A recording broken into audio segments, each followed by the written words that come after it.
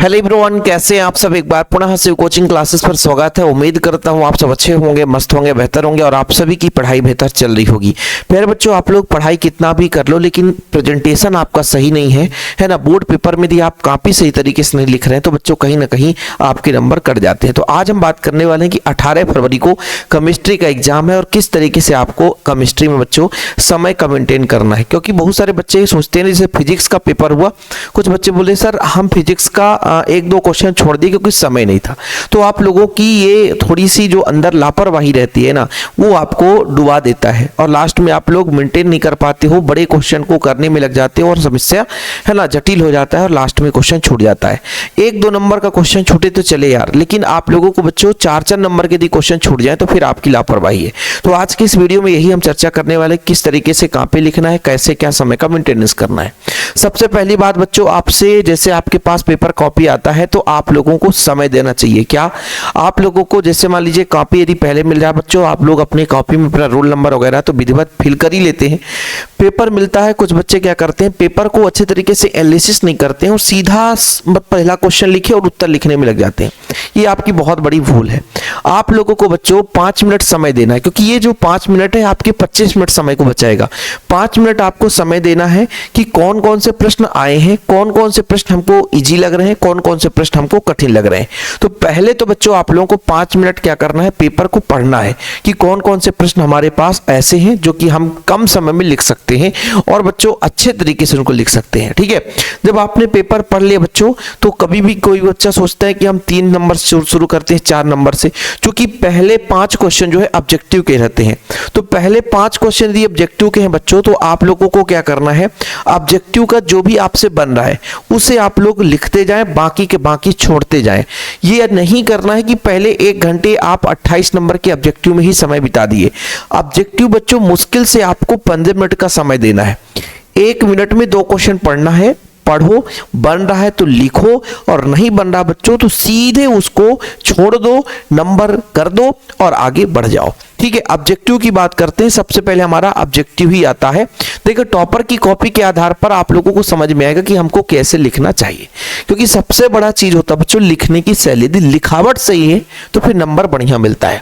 तो जब भी आप ऑब्जेक्टिव की बात करते हैं तो पहले तो आप लोगों को पता है कि प्रश्न क्रमांक 1 डालोगे बच्चों, यहां पर आप लोग एक लाइन में उत्तर जरूर लिख दो, उत्तर लिख दो और बेस्ट होता है। ठीक, फिर पहले बच्चों जैसे पहले का कौन सा नंबर है, का है, तो का में कौन सा आंसर है उसको भी लिखना है। जैसे बात करते हैं दूसरा है बच्चों, दूसरे का गा है और गा में उत्तर क्या है उसको भी लिखना है। फिर तीसरे में बच्चों, तीसरे में मान लीजिए सा है, सा का उत्तर क्या है फिर उसको भी लिखना है। चौथे में बच्चों आपका है ना, जो भी हो ऐसे आबासा जो भी हो, ABCD जो भी हो, उसको लिखकर उसका उत्तर जरूर लिखना है। नंबरिंग बिल्कुल गलत नहीं करना, क्योंकि पहले नंबर का उत्तर लिख रहे हो बच्चों तो पहले नंबर का ही उत्तर लिखो। कुछ बच्चे क्या करते हैं कि पहले नंबर का लिख रहे हैं, मतलब जैसे मान लीजिए आगे जब नंबरिंग करते हुए आगे बढ़ते हैं तो पहले नंबर तो कोई बच्चा गलती नहीं करता, लेकिन लास्ट के नंबर इधर उधर हो जाते हैं। नंबर इधर उधर हो गए मतलब वहां पे नंबर आपको नहीं मिलेगा, एक भी नंबर नहीं मिलेगा, ध्यान रखना। कोई बच्चा सोचेगा कि नंबर मिलेगा तो बिल्कुल नहीं। तो यही तरीका बच्चों, जब ऑब्जेक्टिव लिख रहे हो तो एक एक बढ़िया लाइन छोड़ करके लिखो, सिस्टमेटिक लिखो। और यदि पेज में भाई थोड़ा कम जगह बच रहा तो पेज को छोड़ दे, अगले क्वेश्चन में अगले पेज में अगला क्वेश्चन अटेंड करो। केमिस्ट्री में बच्चों पर्याप्त आपके पास पेज होता है और पर्याप्त आपको भैया वहां पे समय मिल जाता है, साथ में उसमें पेज भी पर्याप्त मिल जाती है, क्योंकि केमिस्ट्री में झोंकना तो है नहीं, है ना। जो फिजिक्स होता बच्चों, हालांकि इस साल फिजिक्स में डेरिवेशन कम ही आया था, केमिस्ट्री के भी ज्यादा डेरिवेशन होते नहीं है, मतलब अपना वही शुरुआती के 1-2 चैप्टर 3 चैप्टर है, उसी से एक आध क्वेश्चन डेरिवेशन का आता है। तो बच्चों आप लोगों को बढ़िया स्पेस देकर लिखना है। ठीक है, जैसे रिक्त स्थान वाला क्वेश्चन है बच्चों तो एक एक लाइन छोड़कर लिखना है। तो ऑब्जेक्टिव का तो आप लोगों को प्रोसेस पता हो गया है कि पहले दी क्वेश्चन नंबर 1 से क्वेश्चन नंबर 5 तक, यानी क्वेश्चन नंबर 1 to 5 यानी 1 से 5 तक की जो अपने ऑब्जेक्टिव टाइप क्वेश्चन है, बहुविकल्प पे रिक्त स्थान है, उनकी नंबरिंग करते जाओ। जो बन रहा है तो ठीक है, नहीं तो 15 मिनट में बच्चों आगे बढ़ो, उसमें आप लोगों को समय नहीं देना है। ठीक है, ये चीज आप लोगों को ध्यान में रखना है। जब बच्चों हम बात करते हैं कि पेन कितने प्रकार के होने चाहिए, तो पेन आपको 2 प्रकार का ही प्रयोग करना है, इसके अलावा कोई हाइलाइटर का प्रयोग नहीं करना है। पहला बच्चों अपना ब्लैक पेन होता है, दूसरा ब्लू पेन होता है। देखो, टॉपर की जो कॉपी होती है जिसका भी 90+ नंबर आ जाए, है ना। 90 प्लस कहने का तात्पर्य 70 में मान लीजिए 65 नंबर आ रहा है, 70 में मान लीजिए 60 प्लस आ रहा है, उनकी कॉपी एक दो बार चेक होती है, केवल एक बार में काम नहीं होता है। किसी के 60 नंबर आ गया, पता चला अकाउंटिंग वगैरह में गड़बड़ हो तो फिर उसकी कॉपी एक बार और चेक हो जाती है, कहीं 5 नंबर बढ़ गया तो 65 नंबर हो जाएगा, कहीं टॉपर में से चूक ना जाए। तो इसलिए जो टॉपर्स की कॉपी होती है, जो बेहतरीन लिखता है, वो बच्चों कहीं ना कहीं उसकी कॉपी 2-3 बार चेक होती है। जब गलती होती है, देखो इस बच्चे ने बहुत बार काट पीट किया, जैसे ये 4-5 लाइन खींचा है, इतना लाइन खींचने की जरूरत नहीं थी। कोई आपका गलत हो जाता बच्चों तो एक लाइन ऐसे काट दो, एक लाइन काट दो, बस ज्यादा काटने की जरूरत नहीं रहती, एक लाइन काट दो, टीचर ये समझ जाए कि ये गलत है, उसके जगह फिर आप दूसरा चीज लिख दो। अब यदि कोई बच्चा सोचे कि हम उसको काट पीट में इस तरीके से काट पीट करें कि मान लीजिए अपना एक लाइन गलत है तो फिर इसको पूरा अंडला, फिर पूरा इसको ब्लैक पेन से काट देता है, तो ये कॉपी भद्दी हो जाती है, कॉपी फट भी जाता है, दूसरे साइड में बच्चों कॉपी है ना का इसका इंक जो है दूसरे साइड पे चला जाता है, तो लिखने में प्रॉब्लम होती। तो ये बिल्कुल नहीं करना, यदि गलत है बच्चों तो एक लाइन बढ़िया सा लिख दो, खत्म कहानी। अब बच्चों हम बात करते हैं कि केमिस्ट्री में क्या तुक्का लिखने से कुछ होता है। देखो बच्चों, मैं ये कहता हूं कि तुक्का लिखने से तो नहीं होता है, क्योंकि ऑर्गेनिक केमिस्ट्री में यदि आप तुक्का सूत्र भी लिख दिए तो नंबर नहीं मिलेगा, एक भी नंबर नहीं मिल सकता। लेकिन क्वेश्चन अटेंड करके जरूर आओ। क्वेश्चन यदि थोड़ा सा भी आधा भी बन रहा है उसकी अभिक्रिया तो आधा लिख दो। मैं नहीं कहता हूं कि 2 में 2 में, लेकिन आधे नंबर भी मिल जाएंगे तो बहुत है ना भाई। मैं ये कहता हूं कि शुरुआत की सूत्र लिख दिए, उत्पाद आपका गलत भी बन रहा है, लेकिन बच्चों आप लोग उस शुरुआत की सूत्र लिख दिए और टीचर सोचेगा चलो यार पूरे 2 नंबर नहीं देते पर 1 नंबर तो दर ही देते हैं, 1 नंबर में तो आधे नंबर तो मिल रहा है ना, तो ये तो नहीं रहता भैया फुकट का चला गया। तो ये चीज आप लोग करना है कि क्वेश्चन में तुक्का तो मिल ही नहीं सकता नंबर, ये तो आप समझ लो। केमिस्ट्री में एक भी नंबर तुक्का नहीं मिल सकता। यदि आप जो क्वेश्चन पूछा है उसके अलावा दूसरा चीज लिख दी हो तो कहीं एक भी नंबर मिलने का गुंजाइश नहीं रहता। ये 8 सब्जेक्ट में संभव, ये हिंदी में कुछ संभव हो सकता है, इंग्लिश में कुछ क्वेश्चन आंसर में संभव हो सकते हैं, लेकिन प्यारे बच्चों केमिस्ट्री में किसी प्रकार से कोई गुंजाइश है, सीधा नंबर कटना ही कटना है, ठीक है।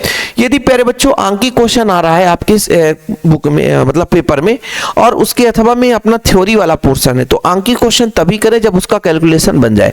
आप लोग कॉपी के लास्ट में एक रफ कार बना लो, शुरुआत में ही कर लो।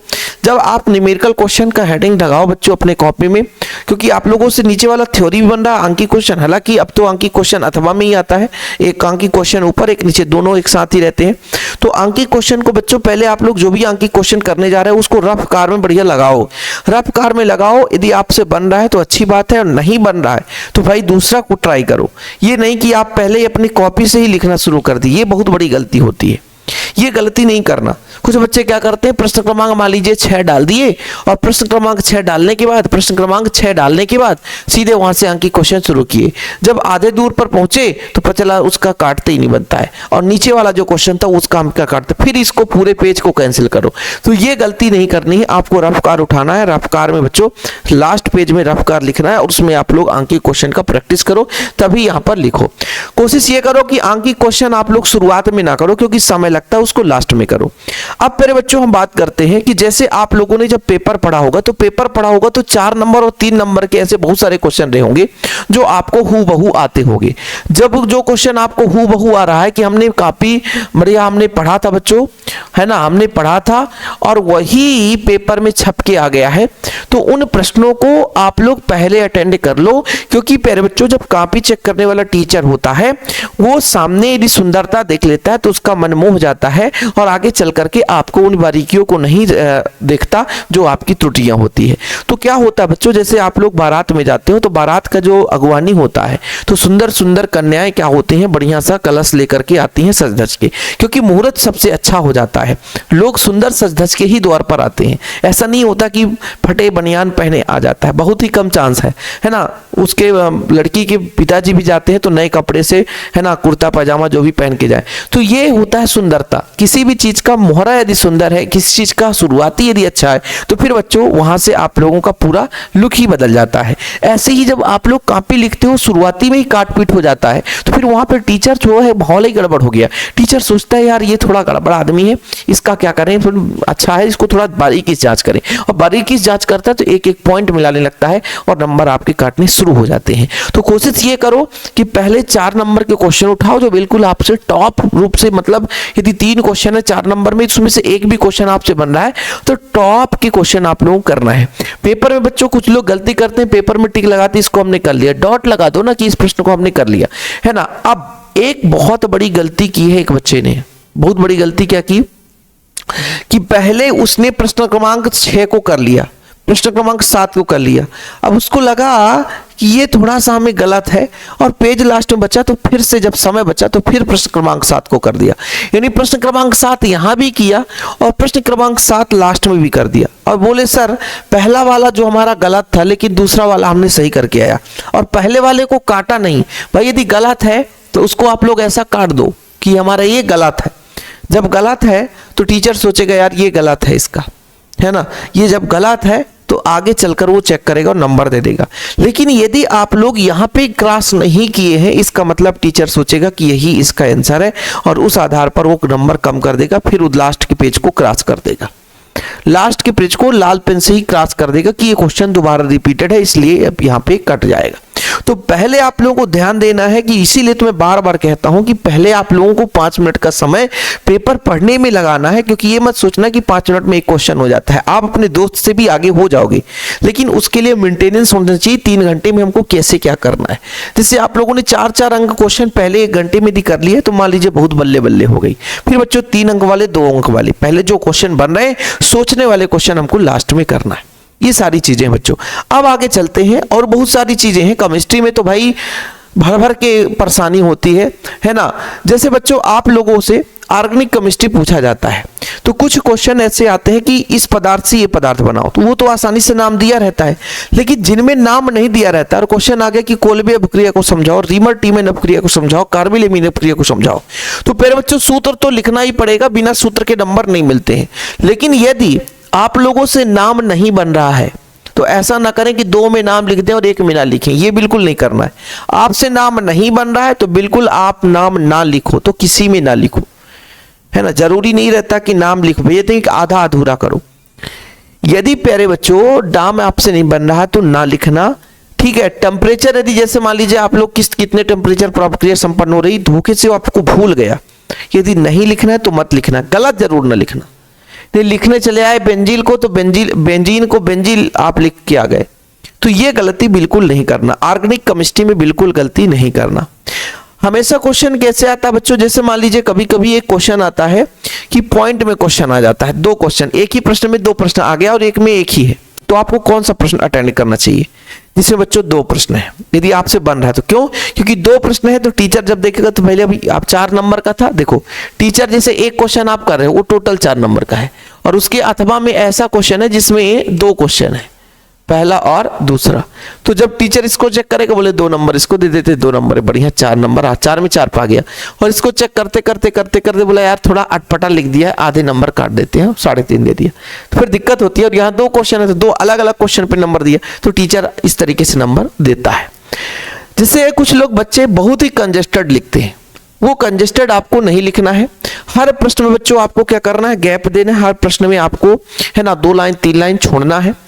यहाँ पे बच्चों शब्दों के बीच में भी आप लोगों को स्पेस देना है, शब्दों के बीच में भी आप लोगों को क्या करना है, स्पेस देना है, ताकि आपका कॉपी ज्यादा भर जाए, है ना। और ज्यादा भर जाता है बच्चों तो थोड़ा दिखने में भी अच्छा लगता है।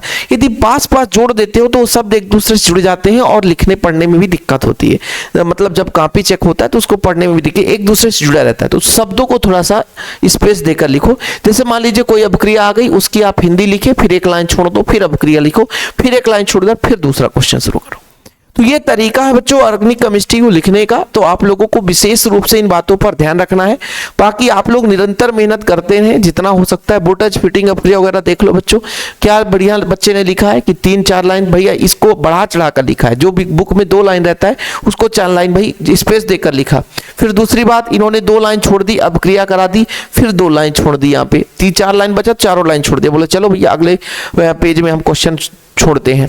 तो ध्यान रखना बच्चों, जब भी आप लोग क्वेश्चन वगैरह करो तो स्पेस में आप इतना मत सोचना कि नंबर कटते हैं। बहुत सारे बच्चों के मन में डाउट रहता है ना कि सर हमने पेज छोड़ दिया। अब जैसे मान लीजिए कभी कभार खोलते समय एक पेज बीच में छूट गया और लास्ट में बच्चों आप लोग चेक नहीं किए, तो ये आपकी बड़ी गलती है। यदि कोई पेज छूट जाता है, कोई पेज छूट जाता है तो उसको आप लोग क्रॉस कर देना, क्रॉस कर देना और आगे बढ़ जाना।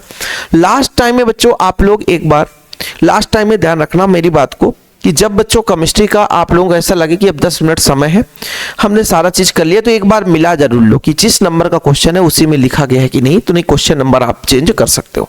इस तरीके से बच्चों आप लोगों को 3 घंटे का स्ट्रेटजी रहना चाहिए और लिखने का तरीका रहना चाहिए, नंबर आपको बढ़िया मिलेगा। बाकी आप लोगों के लिए निरंतर हमने वीडियोस कंटेंट प्रोवाइड किया है, फिर बायोलॉजी का भी प्रोवाइड कराएंगे। बस चैनल पे पहली बार आए हैं, चैनल को सब्सक्राइब कर लेना बच्चों। जय हिंद, वंदे मातरम।